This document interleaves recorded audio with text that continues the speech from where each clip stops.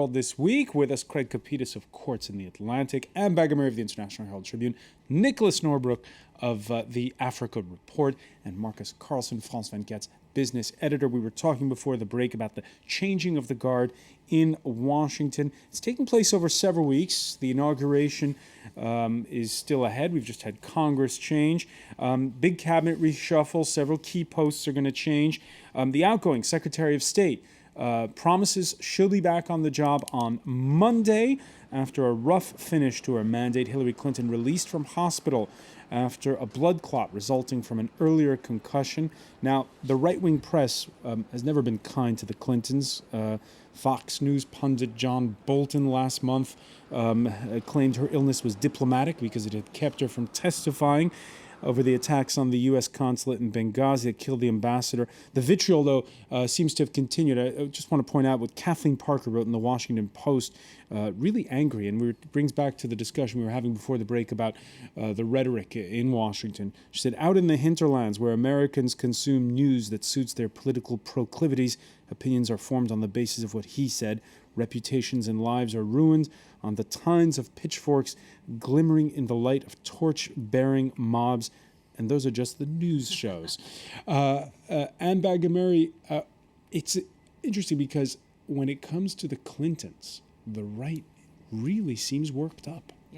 Yeah. Why? I've never understood that. Well, I can only speculate because these are not my peeps. Okay, I don't spend a lot of time. I spend some time monitoring what goes on in the really radical right-wing press, but I do know that there's a feeling that the Clinton presidency was, it made the right wing very angry, I think because A, he was pretty successful, B, he made no apologies for certain progressive tendencies that he had, and C, he worked really well across the aisle. So I think and they got a lot done. So I think that there was, and they've never really, it was like the first Obama mandate. From the first day he was elected, the right was out to get him. And why is that? I have a feeling it's because they felt somehow betrayed. This was somebody they thought they could work with, but who ended up imposing his own agenda, imposing his wife on the process. There was something about him. There's a poem in English literature called Dr. Fell, and it goes something like this: I do not like thee, Dr. Fell, the reason why I cannot tell. But this I know and know full well, I do not like thee, Dr. Fell. They just don't like him. And they don't like her either. They really don't like her. But it's interesting because she has, in the last, the arc of Hillary Clinton is very interesting. When she was imposed, as you said, the Hillary Care stuff, they hated her for that. And, the various scandals, she stood by her man, they hated her. Then she became, a senator and started to tangle with difficult issues around defense, and became gradually more and more respected, became more and more powerful, to becoming a candidate, breaking glass ceilings or trying to, and ultimately a respected across the aisle Secretary of State. And even if there's right-wing vitriol, I'd say the centre-right admires her, and she, for the last 11 years has won Most Admired Woman in America, a national poll. She's now, if the New Hampshire primary were to be held tomorrow, she is something like 60%, three times, ahead of her nearest rival. All right, she would win the New Hampshire primary, but Craig Kapitas, will she be the next U.S. president? Oh, who knows? Who knows? Too hard. I think the reason for this is actually much more basic, kind of Neanderthal. She's a girl. People are jealous of her. They're jealous of the Clintons. I've noticed this when I've been in non-journalistic things like at Davos, and you hear them speak, and you're there, and people are of two minds. They're either captivated with what they have to say, or they're mumbling in the background, like, how come that's not me up there? The woman drinks Wolverine milk. They really, it's this deep-seated vitriol. Because remember something, politics, at the end of the day, folks, is about one thing and one thing only: popularity. That's right. And the Clintons are popular. Mm-hmm. Who's popular in the Republican Party? Chris Christie. Yeah. Yeah, well, he's, you could even. And he's trying to pull away from him. Yeah. He's criticizing to get away. Yeah. So, but over the past 30 years, the poster boy, they've had no poster boy for the Republican Party, certainly not Since any Reagan. of the Bushes. Reagan. Shuffled off the stage. Oh, no, come on. He was enormously popular. Reagan, okay, but he certainly didn't have the jazz, the Hollywood jazz that, a Clinton could pull. Who you go back for? Gerald Ford, Richard Nixon, Dwight Eisenhower, Taft. All right, let's turn to another part of the world now. We finished 2012 with a lot of talk about China. We begin 2013 with our eye on India. And the outrage there unprecedented after the rape and murder of a 23-year-old medical student aboard a moving bus in the capital, Delhi. Women are marching in the streets, showing up a darker side to the world's largest democracy. Other rape stories coming out right, left, and center. Near the border with Bhutan, infuriated villagers slapping and beating up a senior official of the ruling Congress Party Thursday before he was arrested and charged with entering a house in the middle of the night and raping a woman there.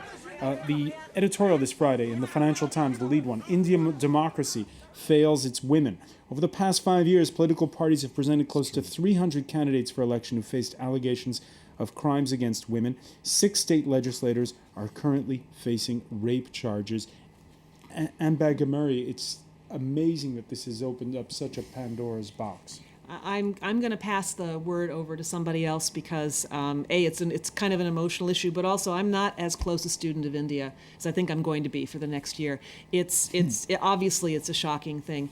Obviously, any country that's considered a democracy and has this kind of activity, first of all, but also that people are surprised that finally there's a reaction.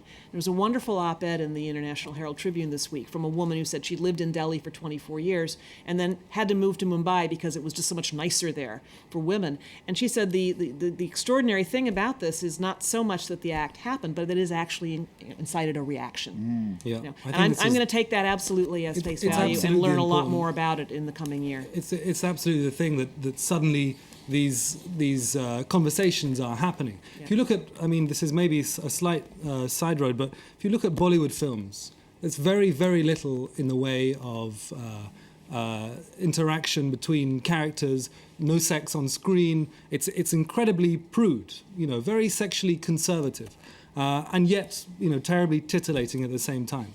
India's women have really been failed by their country for an incredibly long time. If you are the girl child, you will not get educated in certain parts of the country. The use of ultrasound to kill a second child if it's a girl because they don't want to pay any dowry is absolutely rife. The UN, this is the 7th largest economy in the world, perhaps $2 trillion economy. The UN put together a special women's index which looked at all kinds of social, economic, political advances for women.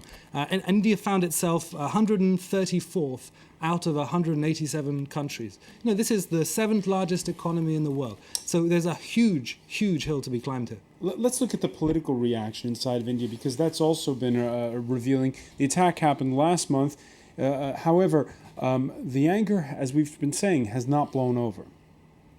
Safety and security of women is of the highest concern to our government. A commission of inquiry is being set up to look into precisely these issues in the capital. Now, the Prime Minister's pronouncements, too little, too late for many. 8 days elapsed between the attack and the first public statement by Manmohan Singh. Politicians trying to play catch-up, promising swift justice, the death penalty for those convicted, and new laws. But as The Hindu points out, many feel it's just political football. Marcus Carlson, we did a Google Plus Hangout on Thursday, and we spoke with several people who do business in India. And they said they're not at all surprised by this story. And it totally flies in the face of the picture of India that we've been painting the last couple of years. Yeah, certainly. And it all comes down to social issues and social attitudes at the end of the day. It seems as if, men in India, they have a problem when it comes to women. Let's just put it bluntly. I'm not saying that India is the only country in the world in which we are seeing these attitudes, because I do suspect that these kind of attitudes are more far-flung than just restricted to India. So I think at the end of the day, it all comes down to attitudes in India among women and among men. It's also about social. That's the uphill struggle. It you were really talking is, about. and it's about social dislocation. In South Africa, families were ripped apart by the mining industry. You had men with two families, one at the mine and one back home. They travel between them. It's no way to run a society. We see what's happening in South Africa today. It's the same in India. The manufacturing sector has not expanded. We hear a lot about, the gleaming ICT services industry. This is how many people it employs, and there's a billion people in India. So there's a lot of people traveling between the homes and the cities on buses, and frankly, dislocated families lead to these kinds of. You mentioned South Africa on the World This Week's Facebook page. Vic said. In South Africa, numerous old age pensioners get mucked, killed, and raped for their pensions, so much so that President Zuma made special reference to this problem at a dinner for some pensioners the day before Christmas. Black lesbians regularly get gang raped to convert them to heterosexuality. Even 6-month-old babies get raped in this country. And he was telling us, why are you just talking about India? You should be talking about us, is what he was saying. Yeah, but why are we, why are we only finding out about this now? Okay, because we, the media, those who have been stationed in India, I'm sorry, either have been told or have done it on our own to focus on all the high tech and how wonderful they are. Yes, Francois, it is the world's biggest democracy. It's also a very primitive country. And you look at this prime minister down there when he speaks of this, he looks so out of touch, like he's heading back to the Klingon homeworld. He has no idea what's going on down there. And when you see these pictures of people marching, the numbers of them, you look and go, well, geez, when I was in India working there, doing stories there, you slap yourself in the face. Why was I doing a story on the latest cool startup in Bangalore when this was going out right out, out my backyard? This is more important. It involves many more people.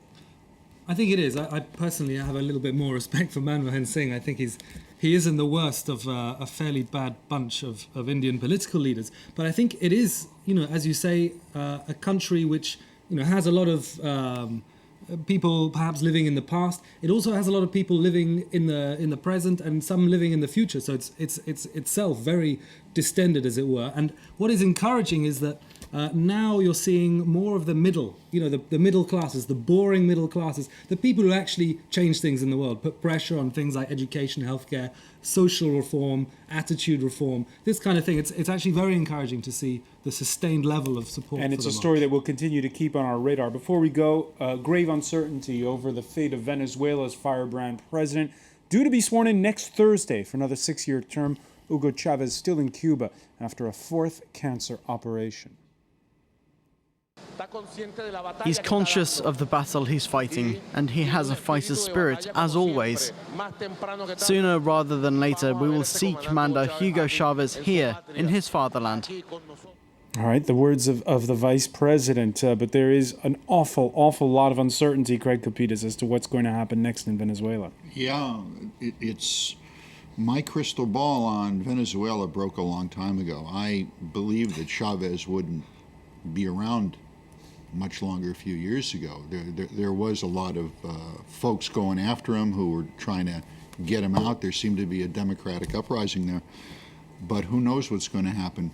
Because it looks like he's on his last legs. The Robert Mugabe of Venezuela. Yeah. Indestructible. Indestructible. Yeah, but are we getting the information are we getting accurate information on the state of his health? I mean, right now it's a big political game with this man's, ultimate day of demise, because if he dies before he's sworn in, then the head of the Constitutional Council or the head of the legislature becomes president until a new election can be held. If he dies after he's sworn in, this vice president, whom we just saw on there, is going to be the president. And the Cubans and Castro, the Cubans are controlling the game here. And they're controlling his medical care and as well, much easier by his to control choice. the media in Cuba than it is in Venezuela. Right, and if the whole world is watching Chavez, it's also because, well, he's been in power, as you say, for a long time, 14 years, a long reign, a bit of a measuring stick for just how much the world has changed. The leftist rhetoric, as you just saw, is still there. but over are the days when he was calling the then U.S. President George W. Bush the devil or Mr. Danger. Eres un ignorante, Mr. Danger. Eres un ignorante. Eres un burro, Mr. Danger. Para decírtelo en mi mal inglés, en mi bad English, you are a donkey, Mr. Danger. Eres un alcohólico, Mr. Danger. Es decir, eres un borracho. Eres un borracho, Mr. Danger. Enjoying yourself, François. It's so good. Yeah.